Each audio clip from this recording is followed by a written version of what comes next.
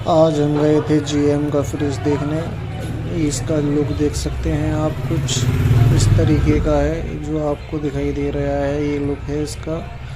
और हमको बताया था कस्टमर ने कि कूलिंग नहीं है। जब हमने आके चेक करा तो इसका हीटिंग जार लीकेज था, जो कि बुरी तरीके से बिल्कुल गल चुका है और जगह जगह से लीकेज है।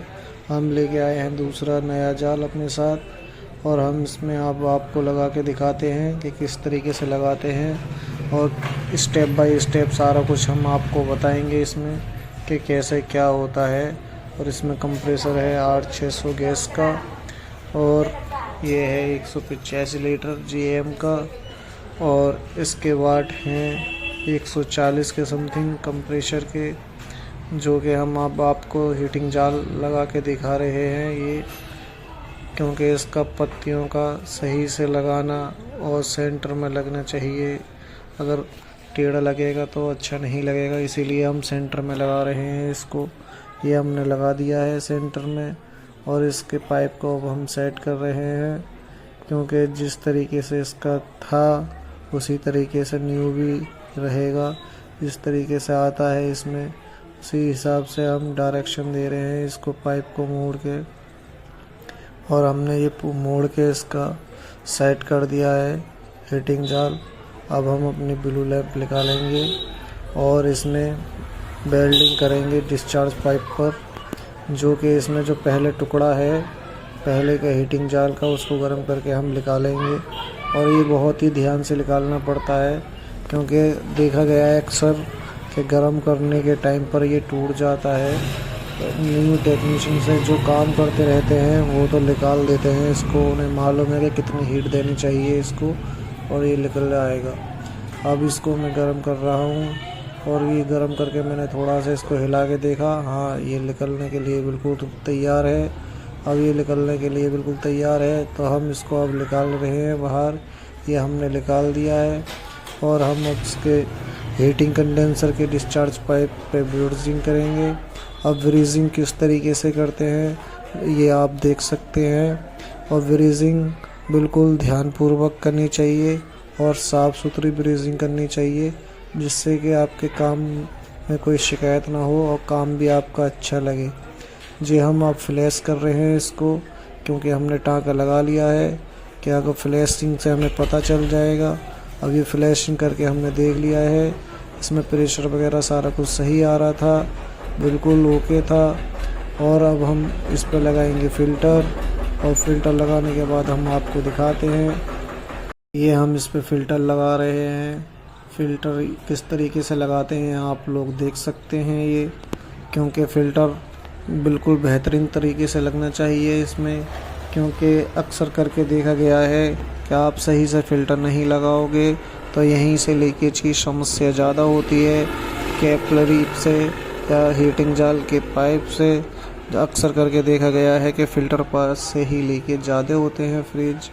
इसीलिए यहाँ से बहुत ध्यानपूर्वक लगाना चाहिए, और वेल्डिंग भी अच्छी तरीके से करनी चाहिए। यहाँ पर ये भी नहीं है कि वेल्डिंग आप करें तो ज़्यादा ही कुछ माल रख दें, फिनिशिंग के साथ वेल्डिंग करें, जिससे कि आपका काम साफ़ सुथरा और अच्छा लगे।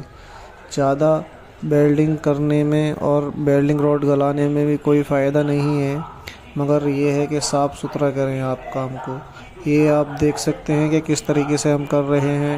अब आप देख सकते हैं कि हम ब्रीजिंग कर रहे हैं इस पर, और ब्रीजिंग किस तरीके से करते हैं आपको वेल्डिंग रॉड पर ये सफ़ेद सफ़ेद जो दिखाई दे रहा होगा, ये कॉपर और लोहे के पाइप को जॉइंट करने के लिए फ्लैक्स होता है इस पर, जो हम फ्लैक्स को लगा रहे हैं इस पर, जिससे कि हमारी वेल्डिंग रॉड अच्छी के तरीके से पकड़ कर ले और वेल्डिंग रॉड मेल्ट हो जाए।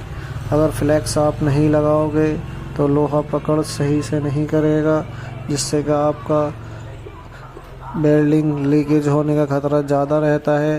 इसीलिए फ्लैक्स का यूज़ करना चाहिए, जिससे कि हम फ्लैक्स का यूज़ कर रहे हैं, जिससे कि हमारा टाँका सही फिनिशिंग से लगे। और ये हम कैपिलरी पे अब वेल्डिंग कर रहे हैं। यहाँ बहुत ही ध्यान से वेल्डिंग करनी चाहिए, जिससे कि फ़िल्टर में अंदर वेल्डिंग रॉड नहीं जाए, जिससे आपका कैपिलरी का जो मुंह होता है वो ब्लॉक नहीं हो। क्योंकि अक्सर करके देखा गया है ब्लॉक कर देते हैं लोग वेल्डिंग में यहाँ से कैपिलरी कम हो। और ये अब इसका गैस चार्जिंग पॉइंट है, सक्शन पॉइंट। इसको सक्शन पे हम कैपिलरी लगा के यहाँ वेल्डिंग कर रहे हैं क्योंकि हमें गैस डालनी है। और हम NR भी नहीं लगाते हैं और हम कैपिलरी लगाते हैं ज़्यादातर, या हम पाइप लगाते हैं 316 का और पंच कर देते हैं, जिससे कि देखा गया है NR भी लीकेज होने का ख़तरा रहता है। इसीलिए हम पंचिंग ज़्यादा करते हैं और इसीलिए हम पंच करते हैं। अब हमने ये लगा दिया है, प्रेशर डाल रहे हैं।